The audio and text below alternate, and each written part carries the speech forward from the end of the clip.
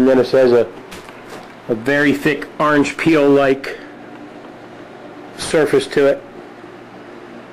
Kind of like orange peel paint job on the car. But that's what you want. This is very thick, gooey, gloppy stuff. And it stinks. Do not do this in the house. If you do this in your house, your wife, your mother, your kids will be screaming. This stuff stinks to high heaven, man. It'll get you high, make you sick, maybe give you cancer. Don't do it in your house. Don't do it in your basement. And if you have a garage attached to your house, don't do it there either. When I make the first part out of the mold, I'll send it down to Pete at Southwest Rods and Custom. Let him paint it up for me. That way it'll be real pretty. It'll fit my motorcycle well. Well, there you have it. The gel coat has been sprayed the correct way. That's trick, man. Very trick. Late model hinges on an early 1960s Liberty Tour Pak lid. The Harley guys are going to flip.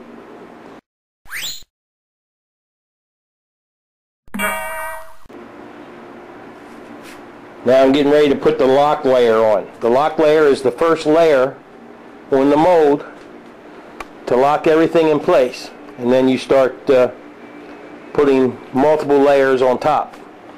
But you start the first layers. As you can see, I'm taking the low spots and I'm filling them in first. Then I'll come right behind it with big sheets of fiberglass. Okay. Mix up some resin. Just get these nooks and crannies filled in.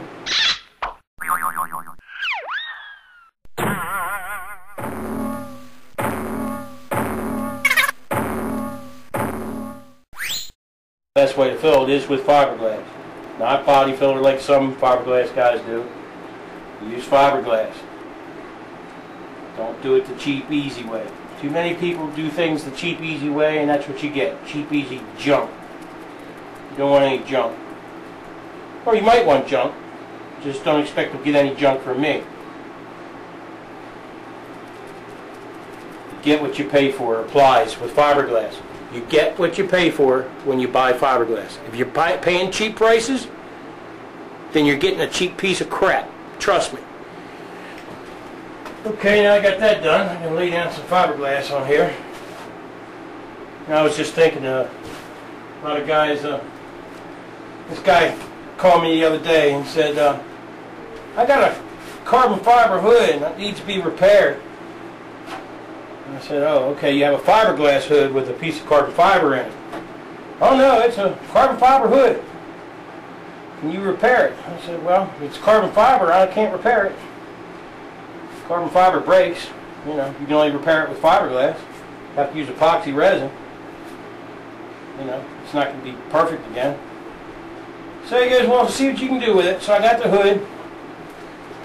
And as I suspected, it was a fiberglass hood with a piece of carbon fiber in it.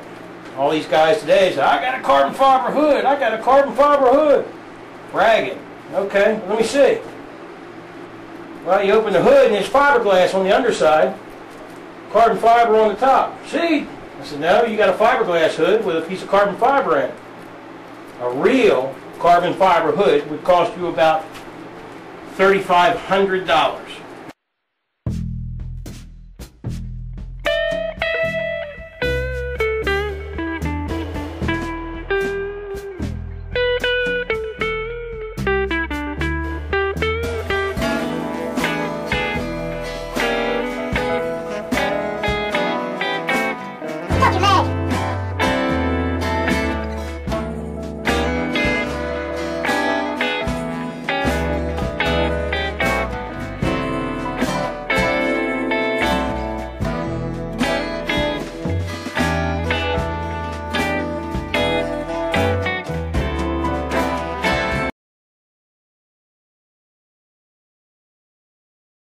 This is a lock layer.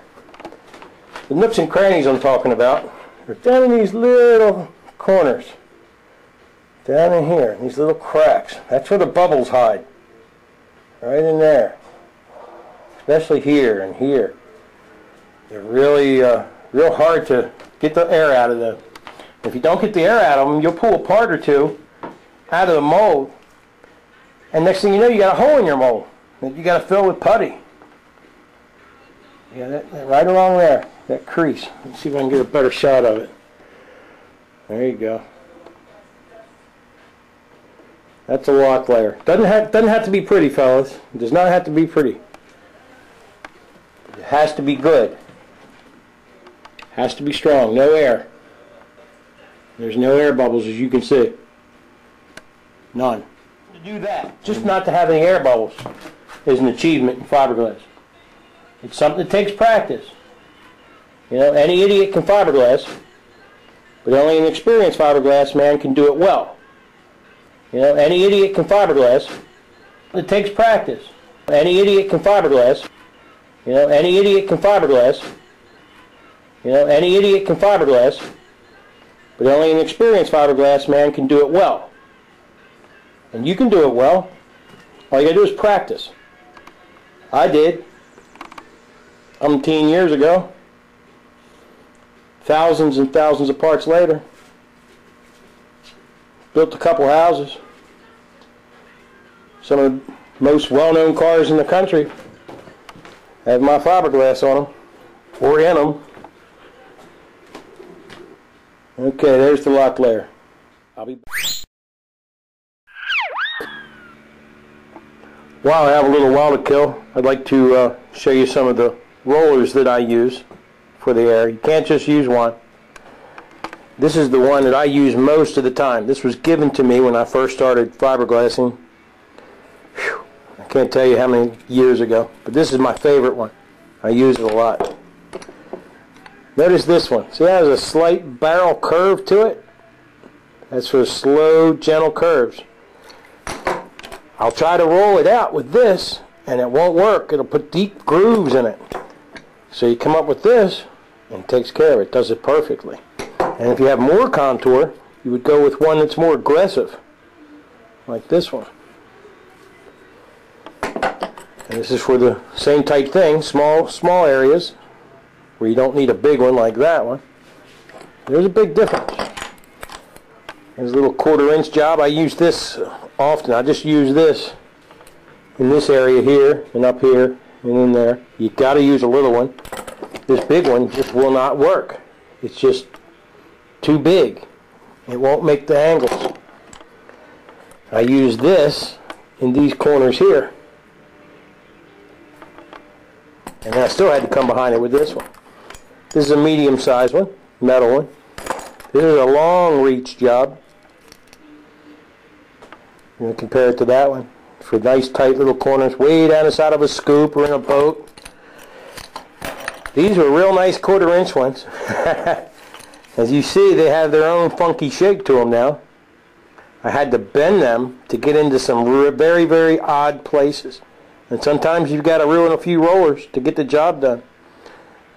And if you see how good a shape that's in, look at this one. It's worn out. The edges are just plumb gone. A lot of use in this. It's wore out, man. Just wore out. This is what I use most of the time. But you will need others. I've got great big ones, and I've got even smaller ones. Half the size of this. So, you want a fiberglass, you got to have it. Well, I have to let this dry. Let it cure overnight, and I'll come in and hit it with 2 or 3 more layers tomorrow in the morning. And I'll hit it with 2 or 3 more in the afternoon, and let it set. Next day, a couple more layers, and make some braces, and she'll be ready to pull. Just got a phone call. Guy called me up and wanted a couple scoops, and I had to explain to him. That's why I'm going to say it now. A few years ago, I broke my spine in 3 places, so I no longer mass-produce the parts. So the parts that you get now that have my name in them, buy them, keep them, because you can't buy one. You can't call and order one. You can't call and order. I make what I make when I can make it. Sometimes I work for an hour and quit. Sometimes I work for 2. Some days I can't even get out of the bed. That's the problem with having a broken spine. 55-gallon drums falling on you does that to a man. Today's the first day I've been out here for a few days. My back was killing me yesterday when it was raining. So I laid on the sofa most of the day. Watched The Godfather and Scarface. That's all you can do when your back hurts, man. Can't do much.